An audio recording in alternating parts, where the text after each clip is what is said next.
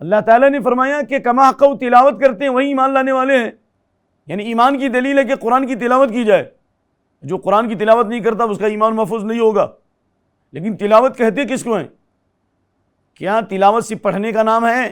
عربی لغت کی تمام کتابوں میں دیکھ جائیے، کہیں بھی تلاوت کا معنی پڑھنا نہیں ہے، بلکہ اس سلسلے میں مفردات القرآن راغب اصفہانی کی پڑھیے.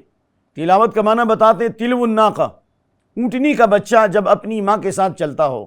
جب اونٹنی کا بچہ اپنی ماں کا ساتھ چھوڑ دے تو کہیں بھی بھٹک سکتا ہے وہ، یعنی جس طرح ماں چلتی ہے اس کے بعد بچہ چلتا ہے. تو تلاوت کا مطلب یہ ہوا کہ قرآن پڑھنے کے بعد فوراً سمجھے اور اس پر عمل کرے. صرف قرآن پڑھنے کا نام تلاوت نہیں ہے. اسی لیے حضرت ابن عباس، عبداللہ بن مسعود، اکرمہ، مجاہد وغیرہ کا قول ہے. امام ابن کثیر نے اور امام طبری نے مختلف روایتوں کے ذریعے سے ان روایات کو جمع کیا ہے. امام طبری، امام ابن کثیر وغیرہ نے اپنی تفاسیر کے اندر نقل کیا ہے ان تمام صحابہ سے اور سلف سے. کیا جمع کیا؟ کہ یعملونہ کحق عملی ای یتبعونہ کحق اتباعی. تلاوت یہ ہے کہ اس پر عمل کیا جائے مکمل طریقے سے، اس کی اتباع کی جائے، قرآنی تعلیمات کے نقش قدم پر چلا جائے، تب قرآن کی تلاوت ہوگی. بلکہ قرآن کریم کی تلاوت میں جس طرح قرآن کریم کا صحیح پڑھنا ہے، اسی طرح حلال و حرام کی تمیز ہے، اسی طرح اس کا اپنی زندگی میں اتارنا بھی ہے. اور اس طرح سے قرآن پڑھا جائے جس طرح اللہ نے نازل فرمایا، اس کی غلط تعویل نہ کی جائے، خواہشات نفس کا غلام نہ بنایا جائے. خود تو بدلتے نہیں، قرآن کو بدل دیتے ہیں. کس درجہ ہوئے فقیہان حرم بے توفیق، خود تو بدلتے نہیں، قرآن کو بدل دیتے ہیں. قرآن کے نئے معنی اور قرآن کریم کی نئی تفسیر، قرآن کریم کی عقلی اور منطقی تفسیر، یہ صحابہ و سلف صالحین کا منہج نہیں ہے. صحابہ نے جس طرح قرآن سیکھا اسی طرح قرآن کی تفسیر بھی سیکھی ہے.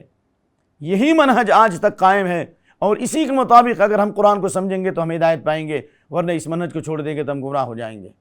سورۃ البقرہ آیت نمبر 137 میں فرمایا فَإِنْ آمَنُوا بِمِثْلِ مَا آمَنْتُمْ بِهِ فَقَدِ اهْتَدَوْا. اگر یہ لوگ اس طرح ایمان لائے جس طرح تم ایمان لائے ہو، یعنی یہ یہود و نصارہ مشرکین، قیامت تک سارے لوگ، یہ یہود و نصارہ مشرکین اور قیامت تک آنے والے سارے انسان اس طرح ایمان لائے جس طرح صحابہ تم ایمان لائے ہو، تب ان کو ہدایت ملے گی.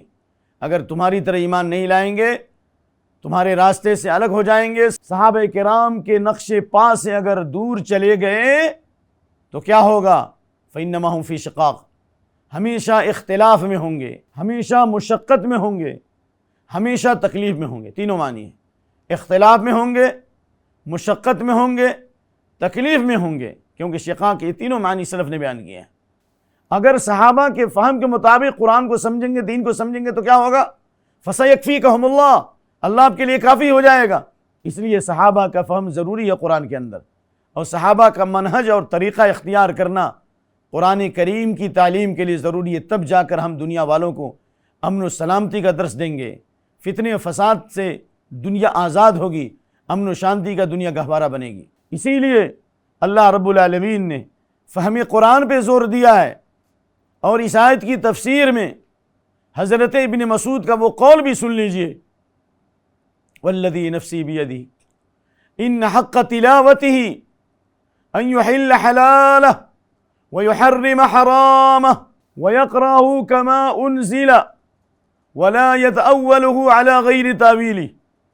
قرآن کریم کی تلاوت کا حق یہ ہے کہ اس میں جو حلال ہے اس کو حلال سمجھا جائے، حلال کو حلال سمجھو، حرام کو حرام سمجھو. یعنی حلال کا علم بھی سیکھو، حرام کا علم بھی سیکھو.